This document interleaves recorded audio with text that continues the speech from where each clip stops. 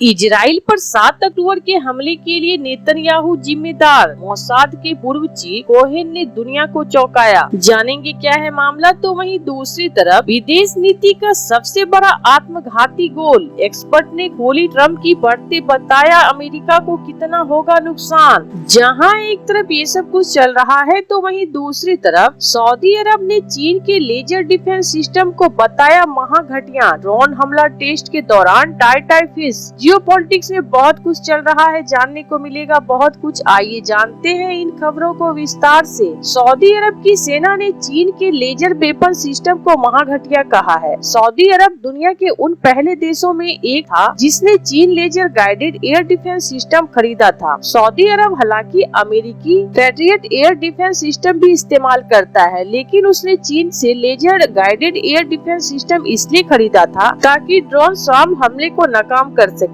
इसलिए उसने चीन को sky shield integrated anti drone system खरीदा था, जो टेस्ट के दौरान बुरी तरह से नाकाम रहा। सऊदी ने फरवरी 2024 में ये लेजर वेपन खरीदा था और अभी इसकी टेस्टिंग की गई, जिसमें ये नाकाम हो गया। आपको बता दें कि चीन के इस लेजर एयर डिफेंस सिस्टम में ड्रोन, रडार, जैमिंग व्हीकल्स और चीन इलेक्ट्रॉनिक्स टेक्नोलॉजी ग्रुप कॉर्पोरेशन का satellite hunter laser directed energy weapon शामिल है। शुरुआती टेस्ट के दौरान ड्रोन हमले के सामने ये एयर डिफेंस सिस्टम बुरी तरह से नाकाम हो गया, ठीक वैसे ही जैसे भारतीय हमले के समय पाकिस्तान के चीनी एयर डिफेंस सिस्टम टाई बोल गया था, जिसके बाद सऊदी अरब ने सेना ने लेजर डिफेंस सिस्टम की क्षमता पर गंभीर सवाल उठाए हैं। कुछ रिपोर्ट के मुताबिक टेस्ट के दौरान लेजर डिफेंस सिस्टम का सबसे महत्वपूर्ण हिस्सा साइलेंट हंटर लेजर ऑपरेशनल हालात में नाकाम हो गए। सऊदी अरब के एक पूर्व सैन्य अधिकारी जिन्हें इन प्रोजेक्ट को संभालने की जिम्मेदारी दी थी, उन्होंने कहा है कि प्रदर्शन के दौरान जो क्षमताएं दिखाई गई थी, जैसा दावा किया था, असली तैनाती के दौरान वो काफी कम साबित हुई है। उन्होंने कहा कि कई बार एक ड्रोन को मारने के लिए लगातार 15 से 30 मिनट तक लगातार लेजर टारगेटिंग करनी पड़ती है। उतने समय में दुश्मन का ड्रोन एयर डिफेंस सिस्टम को ही ध्वस्त कर देगा। उन्होंने आगे कहा कि सऊदी अरब में उड़ने वाले धूल और रेत ने लेजर डिफेंस सिस्टम के ऑप्टिकल ट्रैकिंग को नाकाम कर दिया और बीम की ताकत को कमजोर कर दिया। इसके अलावा रेगिस्तानी गर्मी में सिस्टम के ज्यादातर पावर कूलिंग को सोख लिया, जिससे लेजर फायरिंग क्षमता घट गई। चीन का दावा रहा है कि उसका sky shield laser air defence system anti drone radar के साथ हाई किल और सॉफ्ट किल दोनों तरह से ऑप्शन देती है। इसके हर एक बैटरी में 4 व्हीकल होते हैं, एक 3D TWA रडार, एक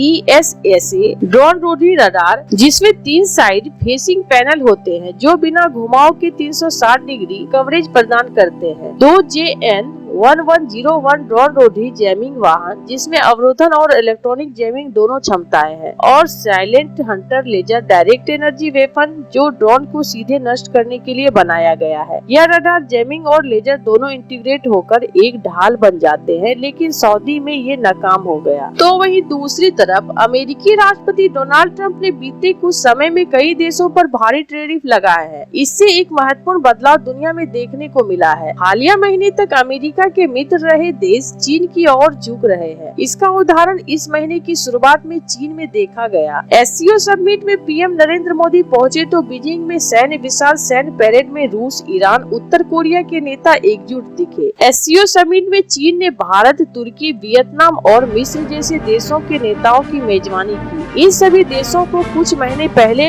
आमतौर पर बीजिंग की तुलना में वाशिंगटन के करीब माना जाता है। ट्रम्प के टैरिफ और आक्रमण बयानबाजी में इसके अमेरिका से दूर और ट्रम्प का यह तरीका एक आधुनिक विदेश नीति का सबसे बड़ा आत्मघाती हमला हो सकता है। ब्रिक्स की बात की जाए तो एकजुट में 5 प्रमुख देशों ब्राजील, रूस, भारत, चीन और दक्षिण अफ्रीका में ब्राजील, भारत और दक्षिण अफ्रीका के अमेरिका में अच्छे संबंध रहे हैं। आमतौर पर इस संगठन को अमेरिका विरोधी समूह में बदलने के रूस और चीन के प्रयासों का यह देश विरोध करते हैं। दशकों से वाशिंगटन इन तीनों देशों के साथ संबंध बना रहा है। ट्रंप ने इन देशों को भी दुश्मन बना लिया है। डोनाल्ड ट्रंप ने भारत के खिलाफ दुनिया में सबसे ज्यादा टैरिफ लगाया। उन्होंने ब्राजील पर भी उतने ही ऊंचे टैरिफ लगाए। ब्राजील के अधिकारियों पर प्रतिबंध और वीजा प्रतिबंध लगाए गए। दक्षिण अफ्रीका को 30% टैरिफ, विदेशी सहायता बंद और सरकारी अधिकारियों पर संपत्ति संभावित प्रतिबंधों का सामना करना पड़ रहा है। इसने इन देशों में अमेरिका के लिए गुस्सा भर दिया है। फरीद जकारिया कहते हैं कि ट्रम्प की नीतियों का कोई रणनीतिक औचित्य नहीं है। इनसे यह हुआ कि इन देशों ने अमेरिका से दूरी बनाई है। दूसरी ओर चीन इन देशों को लुभा रहा है। चीन ने ब्राजील के साथ अटलांटिक तट के पेरू के प्रशांत तट से जोड़ने वाले रेलवे नेटवर्क की योजना तैयार की है। चीनी राष्ट्रपति जिनपिंग 7 साल बाद प्रधानमंत्री नरेंद्र मोदी को अपने देश बुलाने में कामयाब रहे। व्यापार और सहायता के जरिए दक्षिण अफ्रीका को भी चीन ने लुभाया है। ट्रम्प प्रशासन का कहना है कि अमेरिकी राष्ट्रपति बेहतर डील के लिए कठोर बातें करना पसंद करते हैं। हालांकि सच यह है कि उनकी नीतियां जमीनी स्तर पर दुख पैदा कर रही है। इससे लोगों की नौकरियां जा रही है।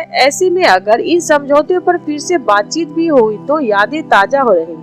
इन देशों को हमेशा यह ख्याल रहेगा कि वाशिंगटन उनके साथ जितना खराब व्यवहार कर सकता है। इन दिनों अमेरिकी विदेश नीति एक व्यक्ति के बेहतरीन अपमानों, उपेक्षाओं और वैचारिक जुनून का संग्रह है। आमतौर पर ट्रम्प को छोटे देश पसंद है जिन पर वो धौंस जमा सके, या फिर ऐसे वैचारिक आत्मीय साथी जो उनके साथ घुल मिल जाए। उन्हें बड़े अव्यवस्थित लोकतांत्रिकों से निपटना पसंद नहीं है जिनकी अपनी आंतरिक गतिशीलता, अहंकार और राष्ट्रवाद है। ट्रम्प कह रहे हैं कि चीन, रूस और उत्तर कोरिया अमेरिका के खिलाफ साजिश रच रहे हैं। हालांकि उनकी नीतियों के प्रभाव पर विचार करें तो यह कहना ज्यादा सही होगा।